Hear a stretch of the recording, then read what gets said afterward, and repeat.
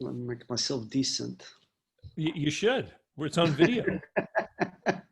Today we're going to be talking about, can business brokerage become better? And it's David Barnett from David C. Barnett, the blog site, YouTube channel, iTunes, SoundCloud, Google Play, podcast, where I talk about buying, selling, financing, and managing small and medium-sized businesses. Early this morning here and late this evening in Australia, I'm joined by Zoran Sarabaca, who is a business broker, but has also served in different positions on the Australian Institute of Business Brokers, helping to organize the industry down in Australia. And Zoran reached out to me because I've made a few videos over the years where I talk about some of the difficulties in being in the business brokerage business, and in particular, some of the difficulties about getting the best qualified people to come in and work and be brokers, and some of the problems with the way brokers are compensated, which sort of creates a negative feedback loop in the business. I've often described it as a cycle where people come in full of ambition and hope, but it's based on commission. It takes too long to get their first deal done. And so a lot of people never really make it, a year or 18 months before they end up having to leave to go get an income somewhere else. And what that means is that you've always got this large number of new, inexperienced people in the industry. And as a result, the service that clients get suffers from that, because you don't have this, while there is a core of experienced people who've been around for decades, that certainly isn't, the majority of the people who work in the industry. So Zoran, why don't we start? Why don't you give us a little bit of a background so we can get an idea of how long you've been in this business and what brought you into it? Because I think that you got into this the way many people choose to get into Most of most of it, which is you did a successful transaction on your own business, right? Why don't you tell us about that? Yeah, well, that's exactly how it happened. It was about 15 years ago, and I tried to sell my business. It was electrical maintenance business. Employed a couple of, interviewed a few brokers, and eventually employed one. And I was less than satisfied with the results. And I actually, well, Amazon was quite starting to be a bit bigger in America, but so I ordered a few books. Took about 28 days to get them, like it was an overnight. And read a few books about it. I figured out how to do it. Put some information memorandum, follow the instructions. So made my own, and made my own instructions.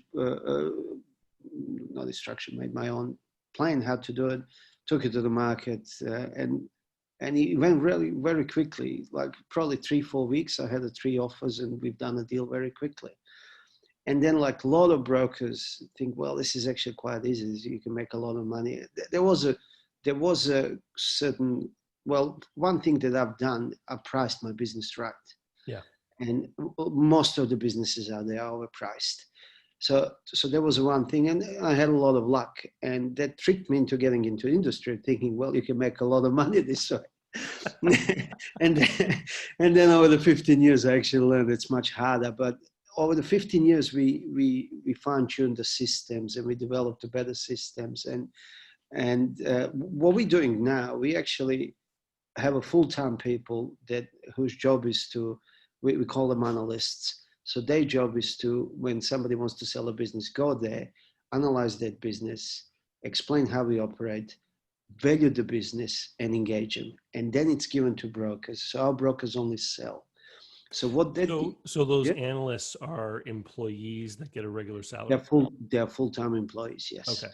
And so that does a lot of things. And one of the, which I think is very important, takes that moral hazard away, because they are remunerated not on commission, but on the quality of the work. And also, once when they engage the business, they need to pass it to the broker. So if you engage a business for $1 million, that's worth $500,000, well, broker is going to say, you go and sell it because it's not possible. So that's kind of self-correcting system to some degree, Okay. that actually forces them to price the businesses accurately. Because one of the problems in the business brokerage industry is parallel to what a problem that exists in the real estate home selling industry, is that in markets with a lot of competition, business brokers actually have an incentive to boost up the price of the business in order to try to secure the listing. Correct. So it's like buying a listing. It's auction. Who promises more is going to get a listing, and that creates a lot of problem because I think, like I heard it a lot of times on different podcasts, and business is unsellable. Every business is sellable as long, but there's a price point. Maybe it's not sellable for what the owner wants to, and what the owner prices 40 years of his life into this business, but there is a market value for that business. And I think that's the most important thing in the process. The I price. agree with you 100%. And I'm fully in the camp that if the business is making money, even if it's just earning a wage for its owner, there is a market for it. And to exactly to your point, I reached a certain point in my own business brokerage where I wouldn't take listings anymore that were unreasonably priced, because I knew that I would do a bunch of work on them and they would never end up selling. I got to the point where I would be telling people, you want to sell this business? This is the price. And because of the state of your tax returns and your financial records, you're going to finance 3/4 of it, which means because of your debts, you may end up with nothing on closing day, but you could end up with payments over the next couple of years. And if you're ready to move forward under that set of circumstances, then I'd be more than happy to help you find a buyer. And sometimes people would agree, but most of the time they would go with someone else who promised them, hundreds of thousands of dollars on closing day. And then a year later, the business would simply be gone. Well, I can relate to that. Our conversion rate is about 15% on that first. So on that first part of the sales process, which is, engaging them. And it's not so because only 15% of people only are 15%. choosing to move forward after this analysis. Correct. And in all of the cases is a price. It's the expectation versus the reality, and they decide not to go with that. From there, we sell. We want to improve this, but at the moment we are just over 60% of the sales conversion, which means out of 100 that if we engage, 60 gonna sell. Now, what happens with the 40 that don't sell? Like, often circumstances of the owners change, and for one reason or the other, they actually decide not to sell it. And there's not much we can do about it. Really, we had something far north Queensland here in Australia, and it was a $1 million business. And because of the COVID, the owner's wife lost her job, and they said, well, look, we can't really sell because this is security for us. We have to stay in this business. There's nothing you can do about it. But there's about 10 or 15 or 20% that we don't sell, and that could be sellable, but you really need to discount the price to the point that doesn't work for the owner, and that's why it doesn't sell. And that either we make a wrong assessment, or not all information was given to us. And as you go through the business, that information surfaces. And also sometimes the business changes. 3, 6, 7 months, business can change because they lose a client, they win the client, something happens, the business is not the same when you started. And that's another issue with this commission-only basis working, because some of these brokers will work for 6 or 12 months or 18 months and eventually get it to the point of sell, but the owner changes their mind. 18 months of work is gone. You just don't get paid. Yeah. So some sort of balance in between needs to exist. And I think the problem is it's a young industry. I mean, look, 15 years ago when I started, it was, I wouldn't call it shady, but your words, not mine. But it was not as professional. It is improving. It's improving a lot. And I think another 15 years from now, it's going to be mainstream recognized profession already. Like, don't know how it's in Canada or America, but in Australia, a lot of accountants now actually don't want to get involved in this. And they actually always call the broker and have a conversation with the broker, not just about selling, but valuing the businesses as well. Yeah, I run into a lot of, it really depends on which part of the market that you're in. So when you get up into the mid-market businesses with the earnings in excess of 500,000 of EBITDA, a lot of the big accounting firms have their own teams inside that are trying to help sell these businesses. The Main Street space, the everyday business with earnings under $500,000, it's a real hodgepodge. You've got your business brokers and you've got people like real estate agents trying to operate in that space. You've also got some lawyers and some accountants trying to operate in that space. And I hear different things from all over. In bigger centers, there's more of an awareness of the fact that there is something called a business broker. In smaller markets, many people even today still haven't heard of it. And what I find so surprising is that business owners who are competent, qualified, capable people in their domain of activity will often head into a process like selling their business without actually Googling, how do you sell a business? Like without doing some basic work to develop their own education in the way that you did. You ordered those books on Amazon. So it's all over the place. And a few weeks ago, I had Rob Goddard from the UK on my show, and he operates very much in the middle market. And one of the things that had come up in that conversation that I've heard from other middle market operators in North America and in the UK is that they operate with a retainer scenario. So they charge their client a monthly fee. Sometimes those fees are deductible against the ultimate commission. Sometimes they're not. But it's to recognize the fact that you've got this team of professionals that are working every month, doing things to sell your business. To your point, if that broker worked 18 months and then the seller decided to withdraw from the market, at least they would have gotten those 18 payments of however much it was to help offset some of the costs. Well, look, I don't think any owner will have any problem paying ongoing fee, as long as they know that they're going to have a result on the end. And that's that reluctance. And that's the way the market is at the moment, but it's changing. It's changing. I remember 15 years ago when I started, nobody was charging any engagement fee or anything like that. You'll be hard pressed to find a broker in Australia that actually is going to say, okay, I'll take it for free and let's see what happens. So that changed quite a bit. And it's true in this mid-market now, which is, I don't know, like there's different definition of mid-market, but any transaction over $1 million, 2, 3, 4, which again, 20 years ago, I don't think brokers were in that market at all. Now it's most of those transactions are done through business brokers. You mentioned Australian Institute of Business Brokers put a really good valuation course.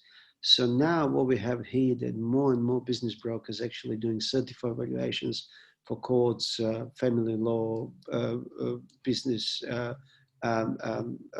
dissolutions, partnership splits and whatnot, quite few. And they're starting in some instances to be more acceptable or respectable, because it's done as an expert witness for somebody who actually does this for a living rather than the accounting firm. Some of the top tier accountants in Australia do operate in this merger acquisition space, but they're looking for probably $5-10 million up businesses. Yeah.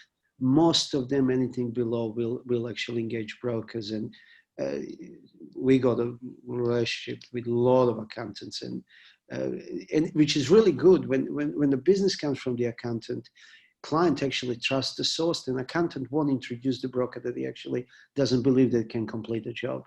So it's much easier because you don't have to fight against bad operators in the market, and they listen to your advice. So I really believe that the sale happens before the business goes on the market, and once when you find a buyer on those last negotiation moments. Actually finding buyers at the moment, well, it's very easy. And AI is going to make broker obsolete for that. Even now, you can go on some businesses for sale websites, put the criteria that you're looking for, and every time when that business gets listed, it goes to the buyer, it comes to you. So brokers, I don't think their job is anymore to find a buyer. Their job is actually to complete the sale, to help the transaction get across the line. In order to do that, a lot of preparation, a lot of work, a lot of analysis has to happen, and good advice before it's gone on the market. And I think going forward, there's going to be more brokers as well. Well, giving advice and helping helping both parties, I call that setting expectations. because a lot of the times the people who are doing these deals have never done one before, and they don't know what's coming.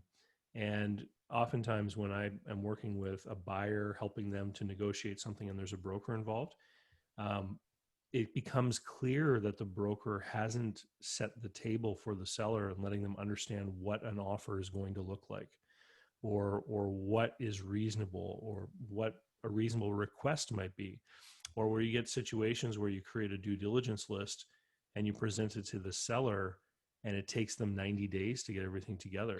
Because the broker never prepared them. Or get shocked that they need to provide this information. Well, right. And to your point, this is because there are a lot of people operating in the space who really, they don't have a lot of experience. They don't really know what they're doing, and they're lured in by the big commissions and don't get an opportunity to develop their skills over a period of time. Well, look, also some of the larger franchises, and like National Lane International, and we're not going to name any, but they actually do advertise. If you go on their website, they said no experience needed, full training provided, and training goes for 3 days. Like, I mean, like, it's quite complex. You need to go to tax law. You need to understand the structures. You need to understand the business operation.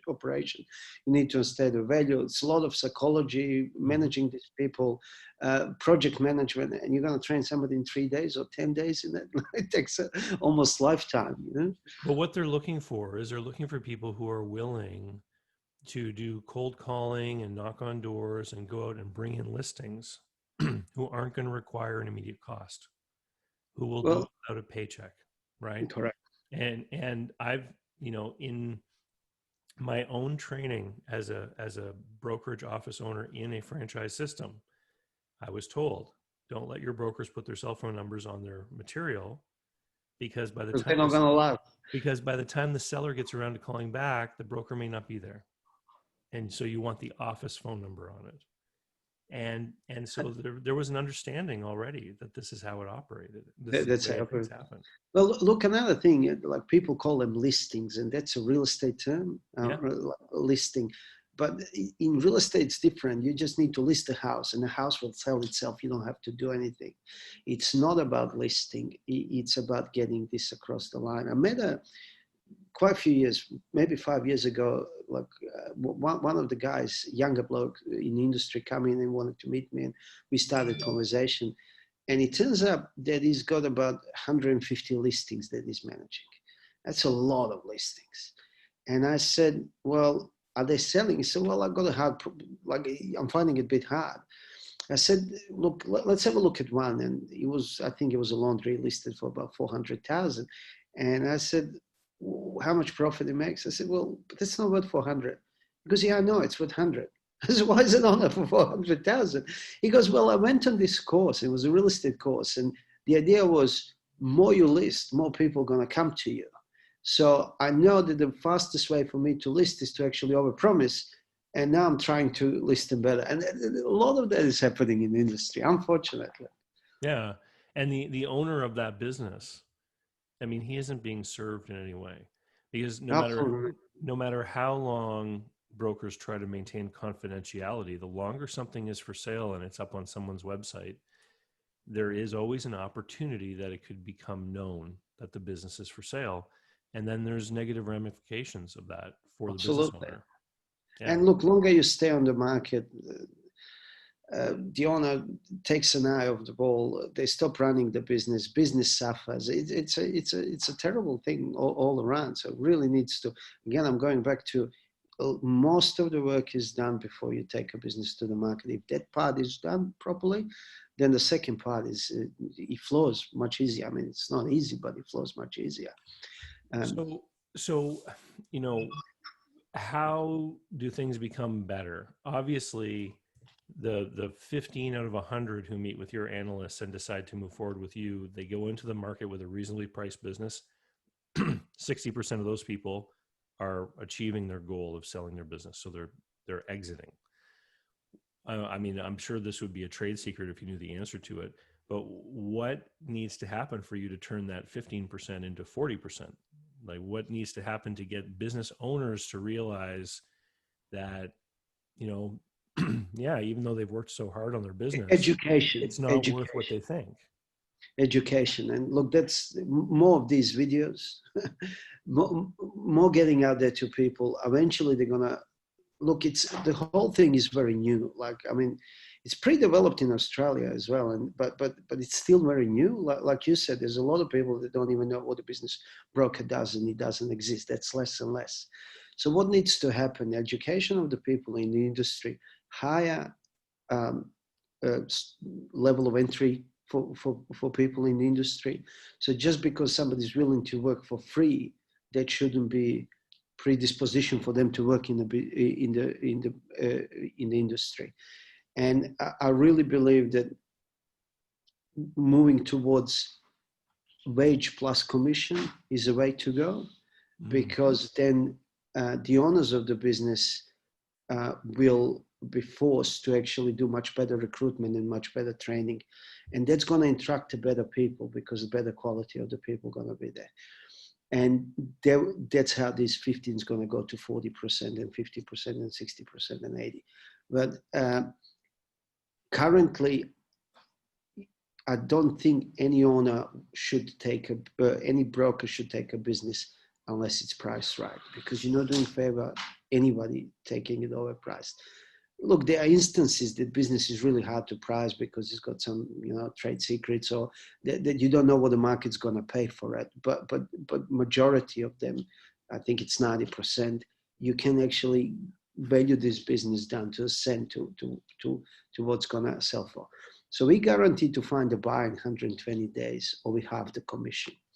We have the commission 7%, 6% of the time. All right. And it's not a secret. I'm telling everybody what it is. How do you do it? Well, just price them right. It's not a secret. It's really not a secret. Look, it's a worst kept secret if it is a trade secret. Just price them right, and then the buyer sees. And look, when you look at the advertisements, it doesn't matter what size of the business. Very quickly, buyer learns if somebody's asking $2 million for the business and there's no profit disclosed on the ad, he knows that the profit doesn't match, because that's why he didn't put it. So as soon as you see the ad that profit matches profit of the business matches the price of the business, that's the secret. And then say, well, this is price. Well, let me talk to them. Now, people say, well, look, somebody said to me, well, you got to go higher than the market, because closer to zero, you are less room to negotiate you have, which I kind of don't agree with that, all right? And, but to what degree do you go above the market? So if I double the price of the business, two things happen. Buyer doesn't think I'm serious, and it's not going to put the offer. Or it's too embarrassed. If I'm asking $2 million for $1 million business, no one's going to say, I'll give you $1 million. Look, even when you're buying a car, whatever you want, it needs to be within some sort of range that we can start negotiation. And that's the secret. Yeah, I warn sellers all the time that if they overprice their business too much, they're going to scare away the what I call the reasonable buyer. The reasonable buyer has savings, they've got home equity, they've got a good credit score, they've got experience in a certain industry, for example. They know what kind of business they want to buy. They've read books off of Amazon, or they've watched videos from me, or what have you, and they have an idea. They think, a business like this might sell for a certain range of their revenue and for a certain multiple of their cash flow. And if you're too far outside of that, they're going to say that's a crazy person, and they're not going to want to waste their time. Absolutely. But if it, and everybody knows that when you price something for sale in a market like this, that there's some wiggle room for negotiation. But I mean, I tell people that wiggle room is like 10, 15%. It's not doubling, It doesn't even have to be. If you price it right, you don't need to negotiate. If I'm selling a business that, David, you really want, and you offer 10% less, and I say no, are you going to walk away from the deal? If it's priced right, you're going to say, all right, I'll give you the asking price. So there's just no price right as soon as you negotiate. But there's one more thing about these reasonable or good buyers that you call them, is they always come at the beginning, because they're on the market, they're looking, they monitor the market. And when the good business that matches their criteria, they're the ones that come first. And often Like, I can't tell you how many times. I probably, if I had a $10,000 every time when this happened, I wouldn't have to work anymore. But the offer comes in on the asking price in matter of weeks. And the first thing that the owner thinks is, I underpriced it. And they start to negotiate, put the price up, and then you sell it 6 months later for less than what the asking price is. And the reason for that is, like, I link this to real estate. Everybody either bought or rented a house or bought rented commercial property. And you know, when you're in the market for the property, you're the one that's on everybody's email list, and you're the one that want to go first on the property inspection. And probably by the time you're ready to buy the property, you missed on 2-3 good opportunities, because you know now what's a good opportunity. And when you see a good one, you go with your best foot forward, because you don't want to lose it again. So it's almost golden period. You know, I mean, it could be argued how long that is, but it's somewhere between 4 to 9 weeks, maybe 3 months maximum, when you're on the market, that you really have to grab the buyer. And that's where the deals are happening. The longer you stay on the market, more people starting to think, even if there's nothing wrong with the business, what's wrong with it? Why is it selling for 2 years? Yeah. I mean, no one bought it, you know? You know, I sometimes I work with buyers and sellers, and I will get sellers who will come to me after they've been listed, maybe with 1 or 2 different brokers over a couple of years sometimes. And they'll come to me and they'll say, I found you on YouTube, and I want you to take a look at my business, and I want you to take a look at the package, and I want you to take a look at everything, and tell me why this isn't selling, because I need to get out of this now. It's been a couple of years. And I'll do an analysis on the business, and I'll come back to them and I'll say, look, you're asking this amount, but this is the real value. And furthermore, if someone was going to make an offer, this is what the deal might look like. There might be some terms. You might be asked to hold a certain amount, et cetera. And many more times than once, a lot of times, people have said to me, oh my God, I received an offer like that 2 years ago. And I didn't know it was a good offer. And my broker never advised me that it was a good offer. And I didn't know that that was a reasonable offer. So they had the chance, but they didn't know to take it. To your point, they thought that they could get so much more, that they weren't educated, they weren't properly prepared.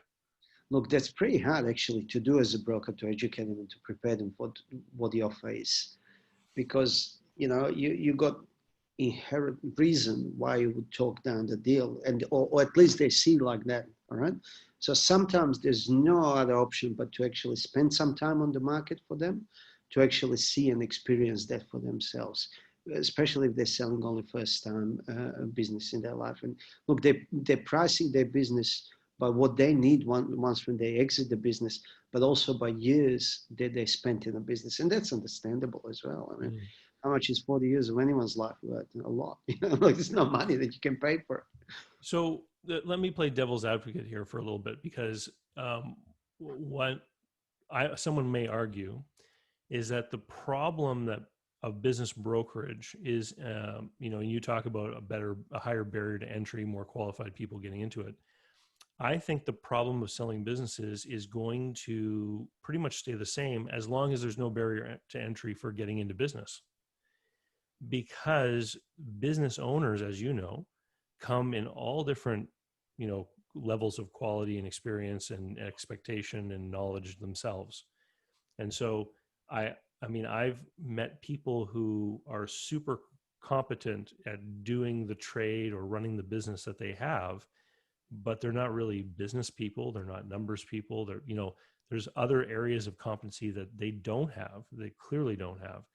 And if they don't meet the right broker and decide to trust that person, or they don't meet the right set of advisors and decide to work with them and trust with them, then they're just going to end up being a part of this continuing cycle. Well, look, I think it's not, there are certain trusted advisors in the industry, or with any business broker, and accountants are big ones for that, because they in many cases, they've been with them 10, 15, 20, 30 years. And brokers need to not to prove themselves to the business owners, because business owners probably going to need them only once in their life. Brokers need to prove themselves to those people. They're close to the business owners who then going to say, no, these are the people that you have to use, and Mm. let's listen to the process. I really think that's a solution. And it took me a while, 15 years ago, when I was, door knocking on accountants' doors and trying. They didn't take us seriously, but slowly that's starting to snowball. And now other accountants referring us to the accountants, and a lot of works come from the accountants. And that helps us actually educate the owner, because accountant is a barrier. And I don't know how it's in Canada, but in Australia, accountants are very, very cautious about who they're going to recommend. Yeah. Because if they recommend a bad advisor, well, they lose a relationship. And I think that's one of the ways to actually overcome that issue. You're always going to have those businesses that don't have a good advisors run themselves. They're going to try to make a deals, and some going to make a good decision, some going to make a bad decisions. But like that price promise or value promise or exit money promise always going to be a bit of a problem, especially if somebody chooses to operate that way. The marketing yourself to, I think it's called centers of influence, is what it's generally referred to. That was something that I did when I had my office opened, and I fully agree with you.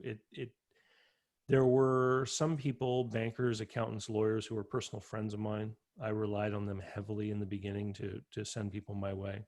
And then as deals started to get done, what we did is we promoted the heck out of done deals, so that other people would see that we were doing deals. And back in those days, I even put ads in the newspaper with the buyer and seller, standing in front of the business or what have you, like, here's a done deal.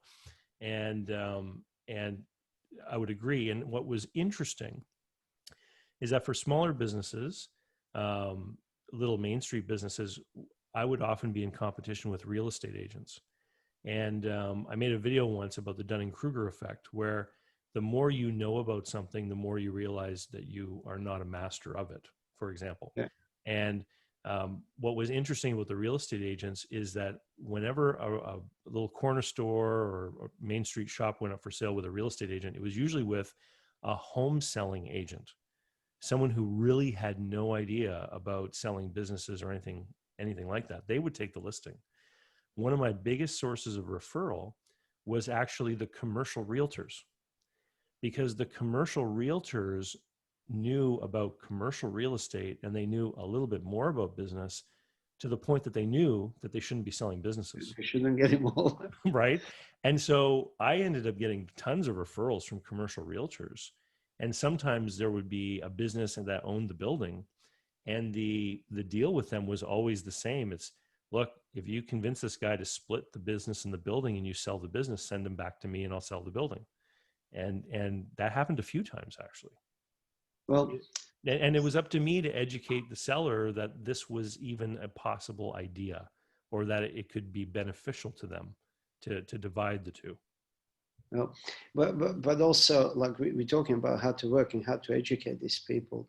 It's you mentioned it more than once in a lot of your videos, is this low conversion rate. When I think there was a talk about this listed company in the UK that's it's like less than 10% or whatever it is. But where the problem with that is that you got 10 happy customers and 90 not happy, and the brokers have to stop that. Walk away from the deal. Yeah. You don't think you can achieve it. And that's how you're going to change the industry. That's how you're going to change your trust. Walk away from the deal. And you need to be prepared to walk away from the deal if the deal is not good for both parties, not just for the owner. Like, you promised him 2 million, but you can go get only 1 million. Well, it's not good for you. Walk away. Use that as justification to walk away from the deal.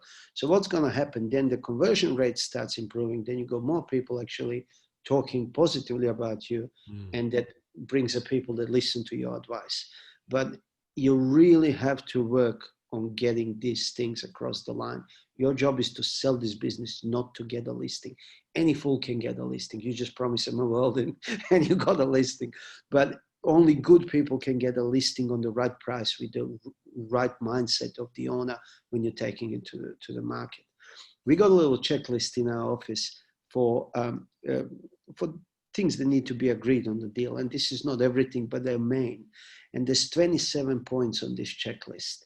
So price is always first to negotiate, but terms of payments, how are we going to calculate the stock, who's staying, who's going, what kind of training, and the list goes on.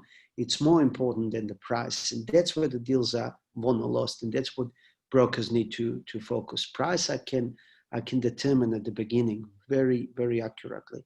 But the structuring of the deal on the end is what makes a deal happen or don't happen. I agree with you 100%. Zoran, thanks for being on the show. If people want to reach out and find you online, and I took a look at your website, there's a ton of other information on there that people from anywhere can really go and learn from. Where can people find you online? Well, it's exclusive business sales. Just Google it. If that fails, just Google Zoran the Business Broker, and everything's going to come out there, and you'll find us, and we'll do our best to help. I'll put a link to the website in the show notes down below for anyone who's watching on a computer or whatever. I don't know how to do it, but you get at the notes down But below. it'll happen. And we'll thank you. And if you are out there and you have a business and you're not even sure what this process is going to look like, and you don't want to talk to a business broker just yet, if you go to howtosellmyownbusiness.com, it's my website, you can get a copy of my book. And my book, How to Sell My Own Business, actually the first half of the book is how to choose the right broker and when to know if a broker is actually the way you should be going.